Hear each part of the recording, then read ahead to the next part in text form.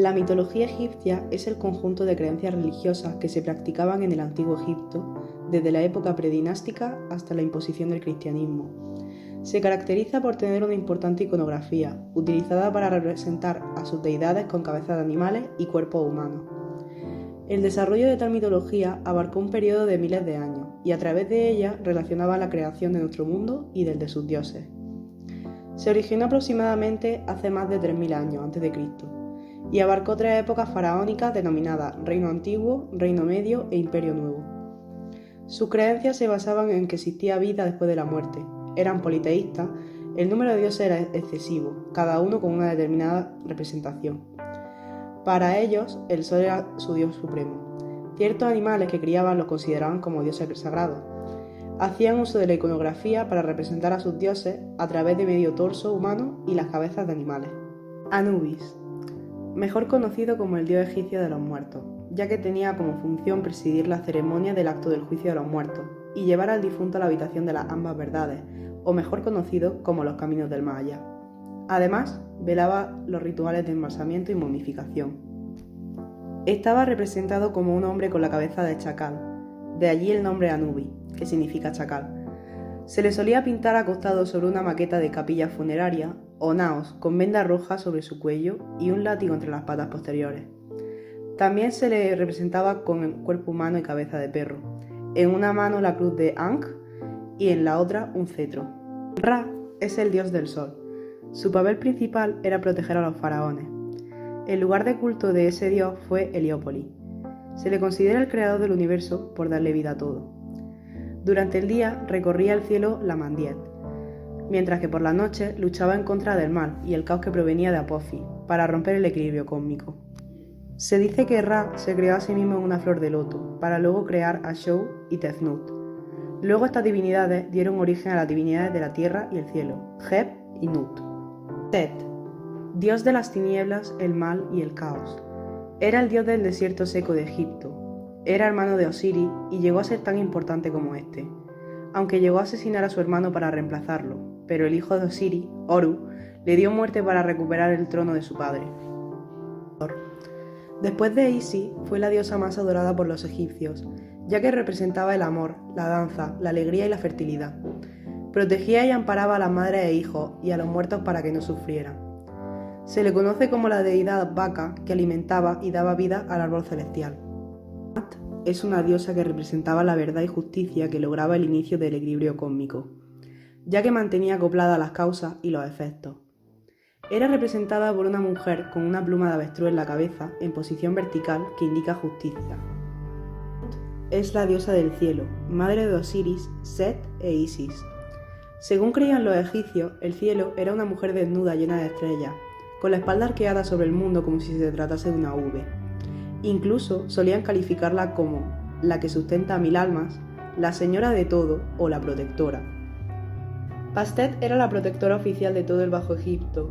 Esto la convirtió no solo en la protectora del faraón, sino también del dios del sol Ra, que era la forma divina del rey. Su asociación con Ra la convirtió en una diosa del sol, así como en una protectora. Sin embargo, como los gatos están activos de noche, también estaba conectada a la luna.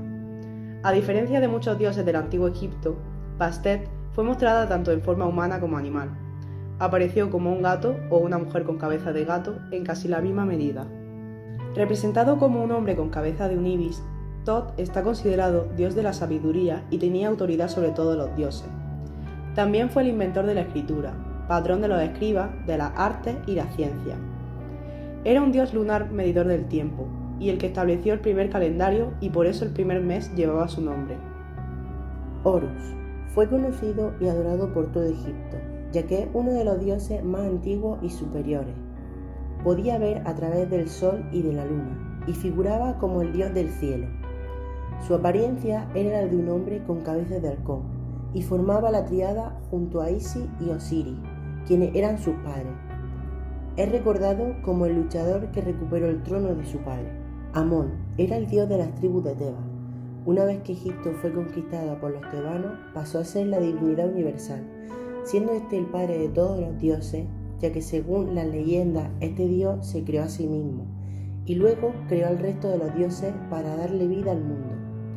Llegó a tener esposa, llamada Mout, que significa madre, con quien tuvo un hijo llamado Khonsou, y fue el dios de la luna.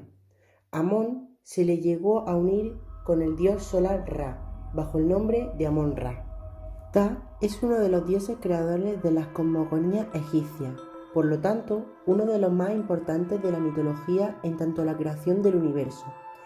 Es uno de los más antiguos que se conocen en la mitología egipcia. El dios Ptah era propiamente de Menfis, un dios local. Sin embargo, adquirió tal importancia que se esparció hacia todo el país de Egipto a través del tiempo. Apis, el dios toro, adorado en la región de Menfis. Apis es nombrado en monumentos primitivos, pero se conoce poco del animal divino antes del Reino Nuevo.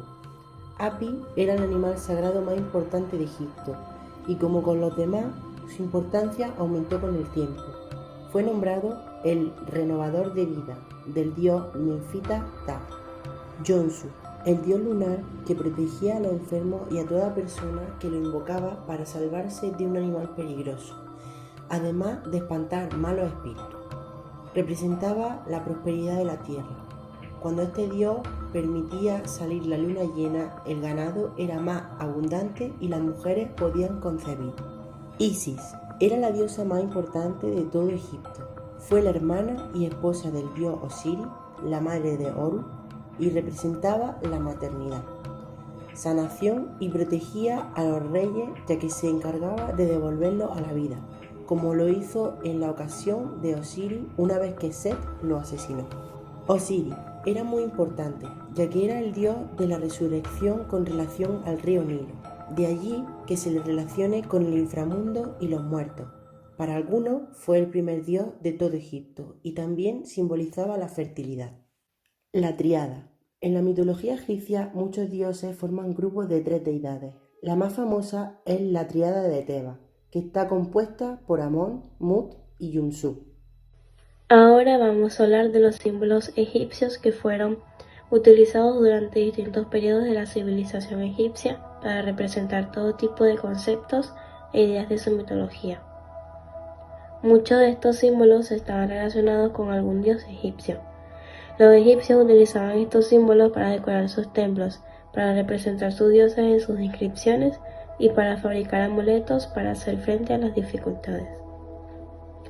Algunos de estos símbolos fueron heredados de civilizaciones anteriores, mientras que otros aparecieron durante distintos periodos de la civilización egipcia. También hablaremos de algunos de los más importantes, que son como el símbolo de la cruz alzada, conocida también como el A. Es un jeroglífico egipcio que simboliza la vida eterna. Este es uno de los jeroglíficos que más aparecen tanto en los textos como en el arte egipcio, siempre en relación con los dioses. Ajet. El Ajet es un jeroglífico egipcio que representa el amanecer y el horizonte. Entre los egipcios eran habituales los amuletos con la forma de este símbolo para representar el amanecer y el renacimiento del sol a cada mañana. El ojo de Horus es un símbolo egipcio que está relacionado con la buena salud y la protección. El símbolo proviene del dios Horus, el dios del cielo, representado como forma de halcón o de hombre con cabeza de halcón. El pilar 10 es uno de los símbolos más antiguos de la mitología egipcia. Simboliza la fuerza y la estabilidad y está relacionado con el dios creador, Ptah, y con Osiris, el dios de la muerte. Pluma de Mat. En la mitología egipcia, Mat es un concepto abstracto relacionado con la justicia y la verdad.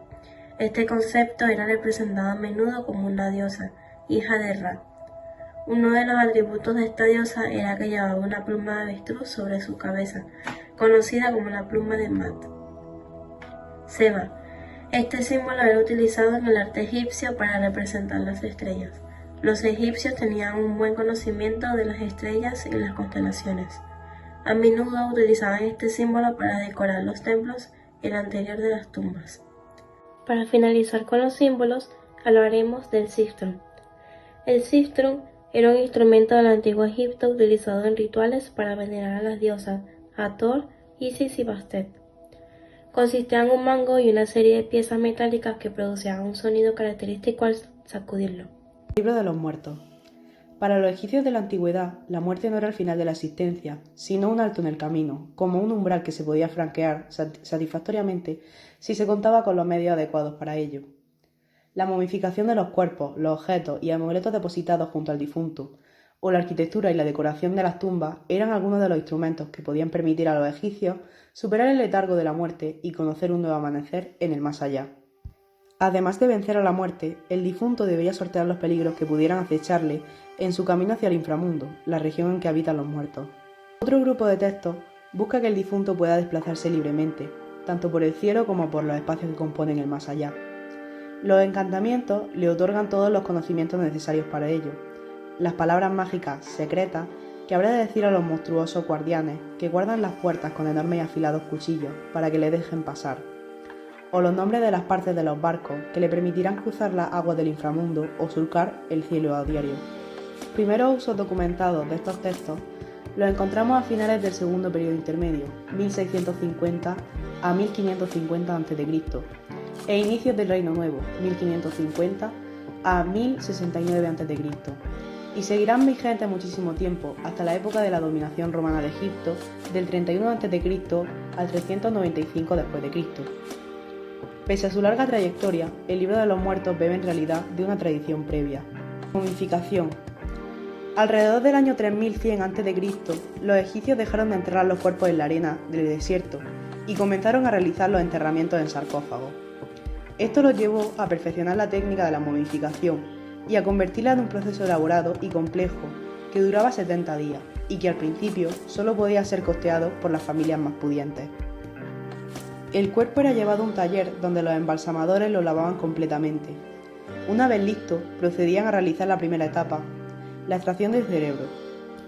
Una vez extraído el cerebro, se procedía a retirar el resto de los órganos del cuerpo del difunto. Acto seguido, el interior del cuerpo era lavado con vino de palma, se llenaba de mirra pura, triturada, canela y otros perfumes, y finalmente se cosía. Destacan especialmente las invocaciones relacionadas con el corazón, como por ejemplo, para que este órgano no testifique contra su dueño durante el juicio de los muertos, en el que se valora si se es digno o no de disfrutar de una existencia eterna tras la muerte.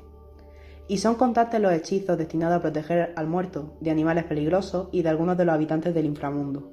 Se procedía a vendar el cuerpo con el fin de preservar la carne. Se empezaba vendando los dedos uno por uno, seguido de las extremidades y luego el resto del cuerpo. Entre cada capa de venda se colocaban determinados amuletos otorgados por los familiares del difunto, que cumplían un papel protector, y seguidamente se colocaba en un sarcófago.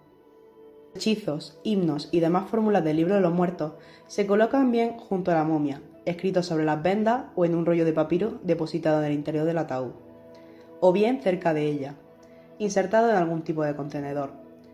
Es lo que ocurría a finales del milenio I a.C., con las frecuentes estatuillas de Osiris, dios de los muertos, hechas de madera pintada y ahuecadas para este fin. Los textos del libro de los muertos son de muy variada índole. Un primer grupo de conjuros busca la improvisión continua de alimentos o de aire para toda persona que llegue a utilizarlos. También son frecuentes las invocaciones dirigidas a asegurar al difunto el mantenimiento de algunas de las facultades de las que gozaba en vida, como no perder el dominio sobre su boca o recordar cuál es su nombre. El período monoteísta. Históricamente parece que el monoteísmo está atribuido al dios Atón en el antiguo Egipto. Liderado por el faraón Akenatón en torno al 1353 al 1336 a.C., fue un intento de aprovechar las ventajas religiosas y políticas ofrecidas por el zoroastrismo que se propagaba en el imperio mesopotámico. Las religiones monoteístas son, en orden claramente estimado de seguidores, el cristianismo, el islam, sijismo, judaísmo, nahajismo, bahaísmo y zoroastrismo. Otro aspecto importante del que hablar sobre la mitología egipcia son las criaturas de esta. Las criaturas mitológicas egipcias estaban representadas por animales sagrados a quienes ellos respetaban, así como también se referían a personajes sobrenaturales híbridos, es decir, aquellos que estaban combinados por diferentes especies. El aspecto físico de estos híbridos era impresionante, pues variaban tanto de forma como de tamaño y además de los poderes mágicos que poseían. Muchas de estas criaturas eran guardianes de determinados lugares de donde se encontraban, y a pesar de que estas criaturas tenían poderes sobrenaturales, no eran considerados dioses, pero se les veneraban por poseer ciertas características.